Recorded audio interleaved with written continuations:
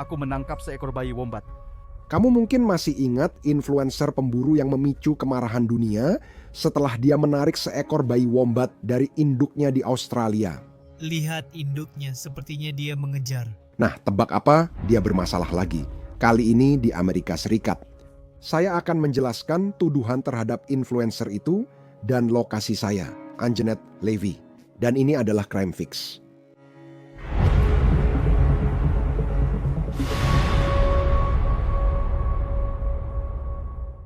Izinkan saya memberitahu Anda.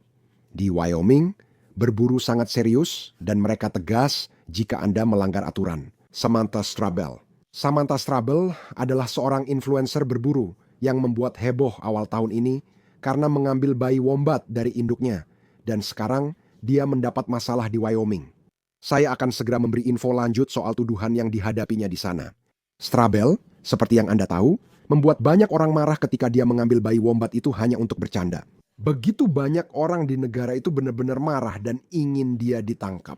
Situasinya sangat buruk hingga Perdana Menteri Australia meminta visanya dicabut, namun Strabel sudah pergi lebih dulu. Itu benar-benar bisa terjadi. Tapi ada yang namanya karma, atau setidaknya beberapa orang bilang memang ada yang namanya karma. Dalam kasus ini, Strabel yang tinggal di Montana berusaha tidak menarik perhatian setelah meninggalkan negeri kanguru dengan malu. Sebuah laporan anonim Agustus lalu menjanjikan akan membawa Strabel kembali ke sorotan media sosial yang tampaknya sangat ia inginkan, tulis pelapor. Samantha Strabel terus membeli tanda penduduk meskipun dia sudah tidak tinggal di Wyoming selama lebih dari 2 tahun dan membanggakan hal itu di media sosial kepada lebih dari 90.000 pengikutnya. Badan Perikanan dan Satwa Liar Negara bagian menyelidiki dan menuntut Strabel dengan 6 pelanggaran ringan atas tuduhan berbohong soal status penduduk negara bagian.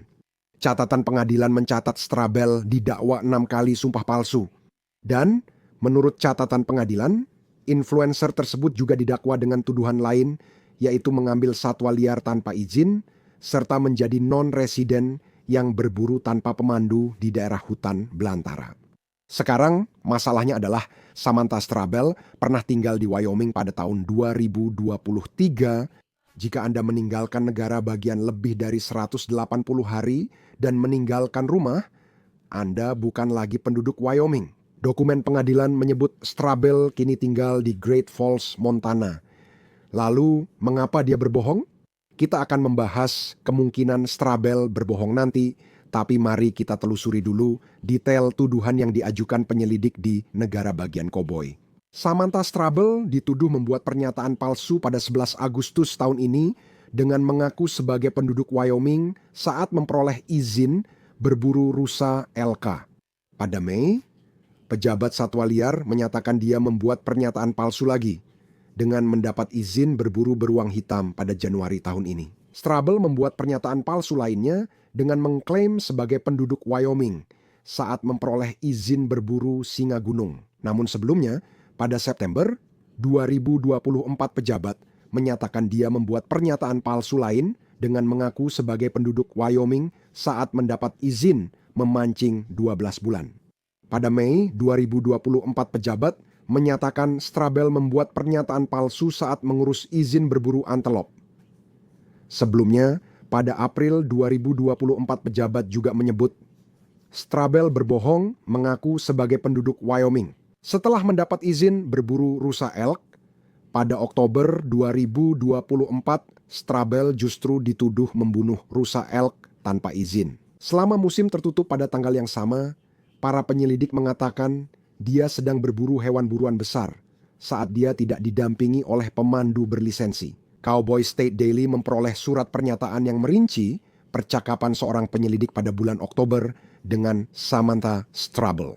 Di dalamnya, dia ditanya tentang status domisilinya dan dia mengatakan itu rumit karena dia bolak-balik selama beberapa bulan terakhir. Dan ke Alaska, para penyelidik mengatakan Strabel memberitahunya bahwa dia telah berada di Wyoming selama lebih dari 180 hari. Tetapi penyelidik mengatakan penyelidikannya menentukan bahwa dia hanya berada di Wyoming selama 7 hari. Pada 2025 publikasi berburu memprofilkan dirinya pada 2023 dan tampak siap melakukan apa saja demi berburu hewan besar. Penulis bahkan memujinya atas perburuan trofi internasionalnya. Strabel menyebutkan tujuannya mendapatkan beruang hitam pertamanya di musim semi. Jadi jelas bahwa dia sudah paham apa yang diperlukan untuk menjebak seekor beruang dan peraturan terkait penggunaan umpan. Dia menggunakan platform media sosialnya untuk menghubungi warga di Kabupaten Suplet untuk meminta daging sisa sebagai umpan di tong umpannya. Strabel menyampaikan kepada penulis bahwa motivasinya berburu dan membunuh beruang bukan sekadar tantangan. Dia dikutip mengatakan bahwa dia ingin membuat sosis, daging panggang dan hidangan lainnya, serta sabun dari lemak beruang. Namun beberapa orang merasa bahwa ahli biologi, satwa liar dan ilmuwan lingkungan ini melakukannya karena alasan yang salah. Dan itu karena hal tersebut. Video wombat yang menggemparkan dunia awal tahun ini. Baru menangkap bayi wombat.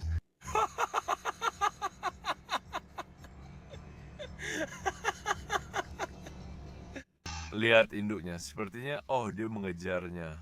Aku menangkap bayi wombat.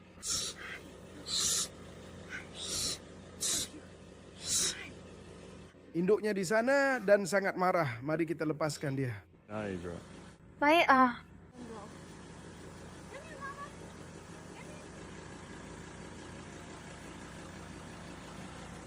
Videonya memang sudah dihapus, tapi seperti kita tahu, tidak ada yang benar-benar hilang dari internet. Keterangan pada video itu berbunyi, "Mimpiku untuk memegang wombat akhirnya terwujud. Bayi dan ibunya perlahan berjalan bersama kembali ke semak-semak." Pria yang merekam video itu adalah pria Australia. Keduanya terdengar tertawa dalam video tersebut. Tapi bersenang-senang dengan mengorbankan satwa liar kesayangan Australia itu benar-benar tidak boleh. Bagi orang di sana, itu bukan lelucon. Menurut Wires Wildlife Rescue, perilaku ini adalah tindakan kriminal. Wombat adalah hewan yang dilindungi. Bahkan, menurut para konservasionis, semua hewan Australia dilindungi di bawah Undang-Undang Konservasi negara tersebut. Bayi wombat memiliki ikatan yang kuat dengan induknya dan setiap pemisahan bisa sangat membuat stres dan berbahaya.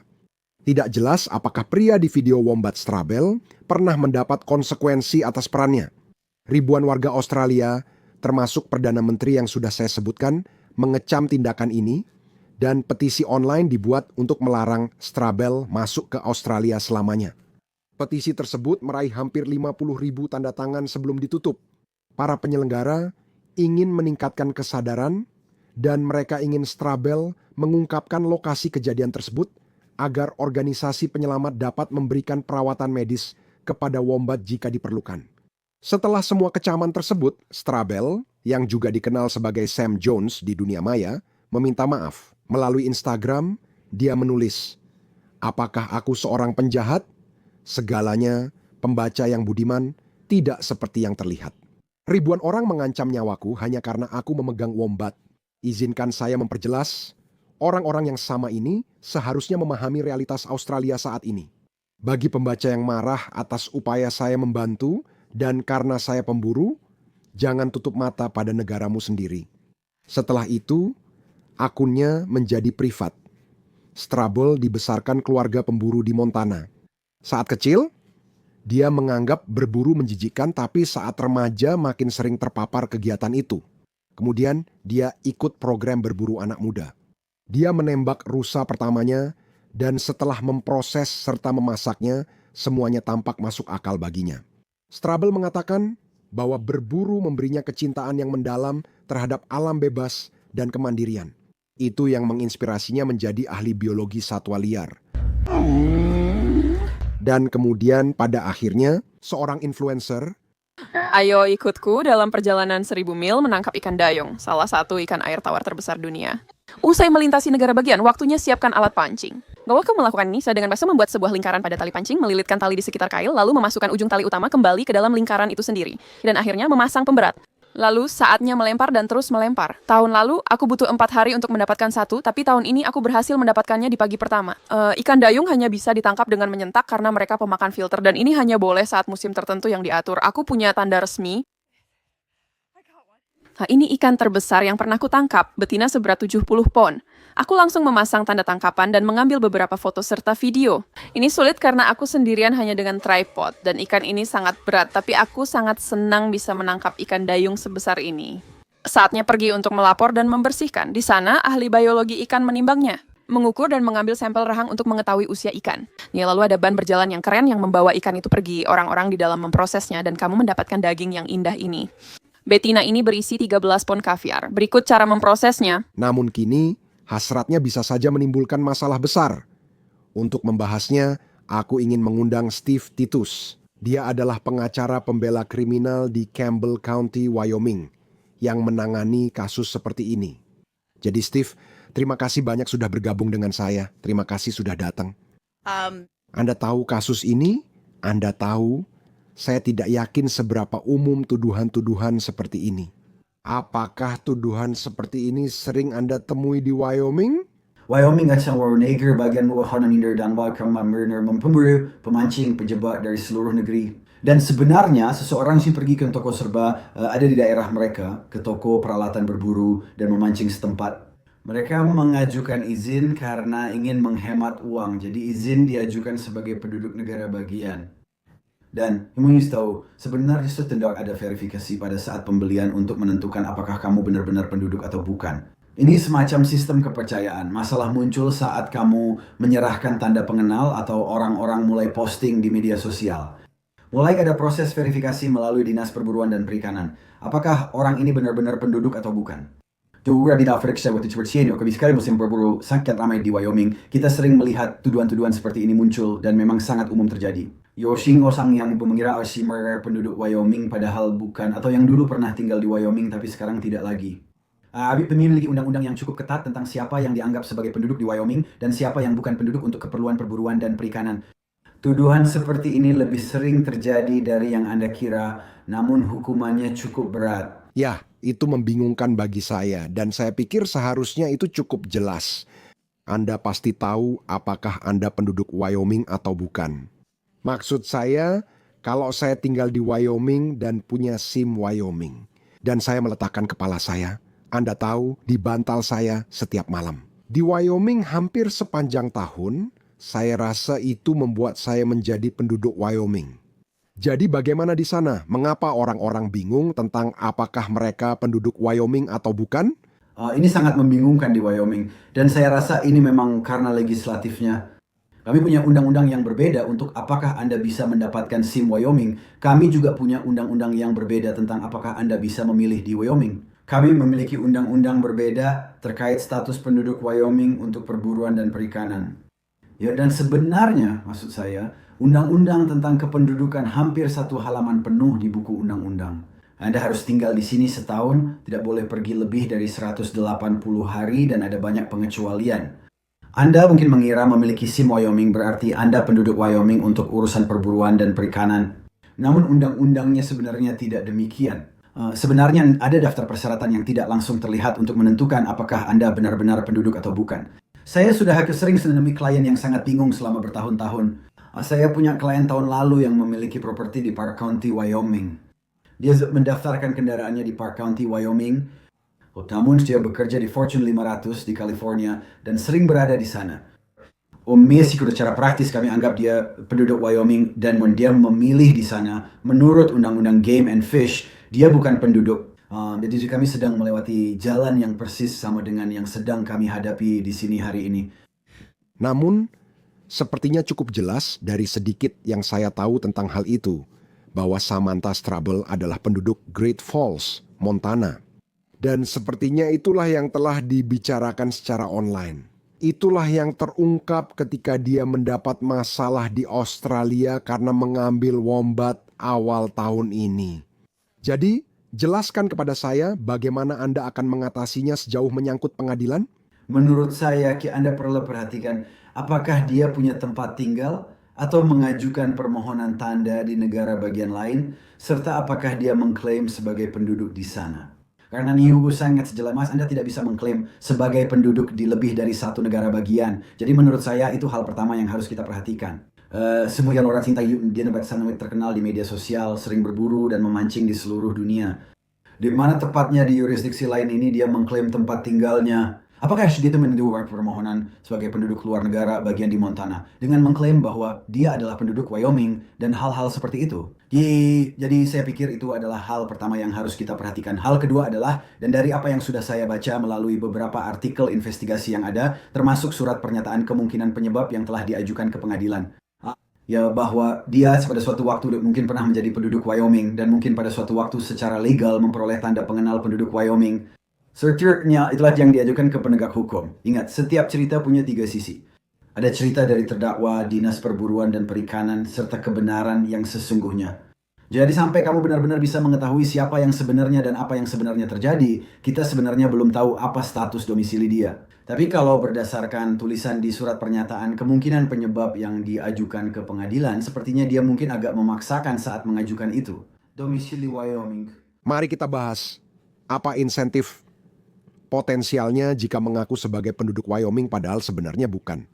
Kamu bilang ini benar, kamu tahu, kamu bisa bermasalah soal ini saat mengurus plat nomor dan hal-hal seperti itu. Soal berburu, saya bukan pemburu, tapi saya tahu sedikit tentang bagaimana sistemnya.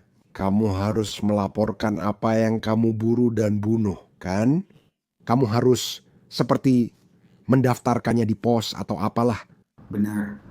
Jadi apa insentifnya untuk berbohong tentang itu? Mungkin saat kamu pergi untuk mendaftarkan hasil buruanmu atau apapun itu dan tagmu dan bilang, saya penduduk Wyoming. Seperti, apakah kamu membayar lebih mahal jika kamu bukan penduduk?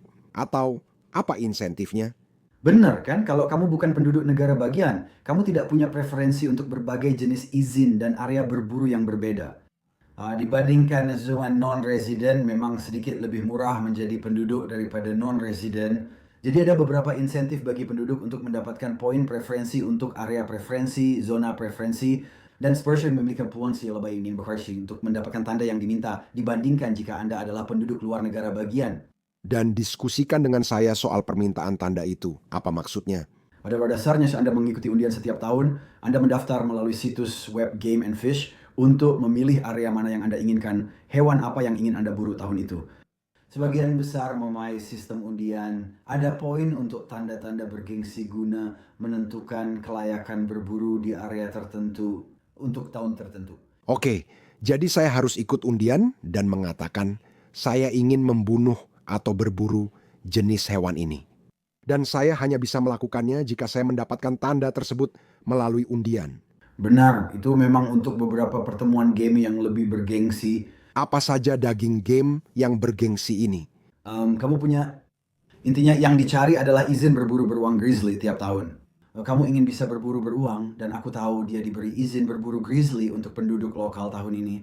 Saya semua kalau di kompetisi super penduduk lokal, dia sendiri akan punya kemungkinan mendapatkan izin itu musim lalu. Jadi Steve, mari kita lanjut ke bagian lain dari tuduhan ini. Dan dia didakwa berburu sebagai non-resident tanpa pemandu di area hutan belantara. Jadi pada dasarnya mereka mengatakan A, kamu bukan penduduk, B, kamu berkeliaran di area hutan belantara berburu tanpa pemandu. Jadi apa masalahnya di situ? Menurut saya Tapwarik itu tergantung apa yang mereka buru dan ada tuduhan soal itu. Ada seekor beruang grizzly. Mungkin ada banyak orang yang baru pertama kali atau orang-orang yang belum berpengalaman di daerah negara ini yang mencoba menembak ini. Kamu tahu hewan buruan ini memang bisa jika mereka tidak tahu apa yang mereka miliki dan mereka bisa menyebabkan banyak masalah. Jadi kami memberikan manfaat keraguan kepada para penduduk bahwa mereka tahu apa yang mereka lakukan. Tapi untuk non-penduduk ada preferensi. Saya rasa legislatif membuat panduan untuk membantu memastikan bahwa seseorang juga tidak mencelakakan dirinya sendiri. Tadi seperti hal yang tidak dikenal atau di area yang rawan terdapat beberapa hewan yang lebih berbahaya. Dan saya memang ingin mundur sejenak. Ada tuduhan lain tentang mengambil satwa liar tanpa izin. Jadi mereka mengatakan dia membunuh seekor hewan dan tidak memiliki izin untuk membunuh hewan itu. Jadi itu hampir terdengar seperti bentuk perburuan liar atau semacamnya. Ya benar, dan ada 2 cara untuk melihatnya. Entah dia membunuh seekor hewan dan tidak memiliki tanda untuk itu pada saat itu, atau dia membunuh seekor hewan dan tidak memiliki tanda yang sesuai. Saya tidak yakin bagaimana hal itu dituduhkan, tapi ada 2 cara melihatnya. jelas semigir ke kemarin saya katakan bahwa dia adalah penduduk luar negara bagian. Dia tidak memiliki tanda penduduk luar negara bagian untuk membunuh sesuatu. Jadi itu menurut saya tuduhannya adalah bahwa dia membunuh sesuatu tanpa tanda yang tepat. Berburu adalah bisnis besar di Wyoming, jadi mereka menganggapnya sangat serius. Aturannya memang serius dan ada alasannya. Saya tahu ini tuduhan pelanggaran ringan. Tapi karena dia seorang influencer, karena dia punya latar belakang pernah di Australia, dan pada dasarnya semacam menciptakan insiden internasional di media sosial. Dengan, kamu tahu, mengambil hewan kecil malang ini, wombat ini, dan mengangkatnya ke depan kamera, serta mengambilnya dari induknya, si Joey ini. Maksud saya, apakah mereka akan menjadikannya contoh? Menurutmu? Ini Wyoming, siapa yang tahu? Tapi saya bisa bilang, tidak jarang hukuman penjara terlibat dalam masa percobaan jangka panjang seperti ini. Dan menurut saya yang benar-benar penting untuk dia dan apa yang dia lakukan di media sosial adalah penangguhan jangka panjang atas hak berburu, memancing, dan menjebak. Wyoming adalah salah satu dari 48 negara bagian di Amerika Serikat yang memiliki penangguhan timbal balik. Artinya, kalau hak istimewa ditangguhkan di Wyoming, maka akan berlaku di seluruh negara dengan penangguhan wajib minimal 5 tahun. Jadi ada banyak hal yang dipertaruhkan di sini. Kebebasanmu. Maksudku denda-denda ini sangat keterlaluan. Biaya pengadilan, hukuman penjara, masa percobaan, penangguhan hak. Wyoming tidak menganggap enteng tuduhan terkait satwa buruan dan perikanan, sama sekali tidak. Maka saya kirikan Wyoming bercifran kimbaki untuk favorite sino kepada suatu orang yang datang ke Wyoming untuk berburu dan memancing. Hei, kamu boleh datang tapi harus ikut aturan kami, tidak bisa lolos begitu saja. Pastikan kau punya tanda dan izin yang benar, jika tidak, kamu akan masa percobaan. Wyoming akan memanfaatkan itu. Tentu dan yang tidak berbicara atas nama pengadilan, saya juga tidak mau berbicara atas nama jaksa di berbagai county tempat dia didakwa. Tapi ini adalah tuduhan yang sangat-sangat serius.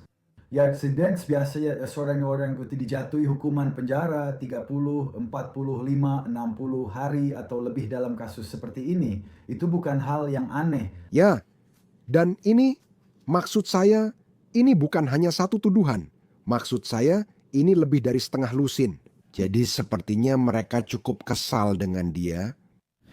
Tepat sekali. Dan itu adalah taktik permainan dan perikanan yang selalu mereka lakukan, yaitu mereka selalu melemparkan semua tuduhan dan melihat mana yang berhasil di sini.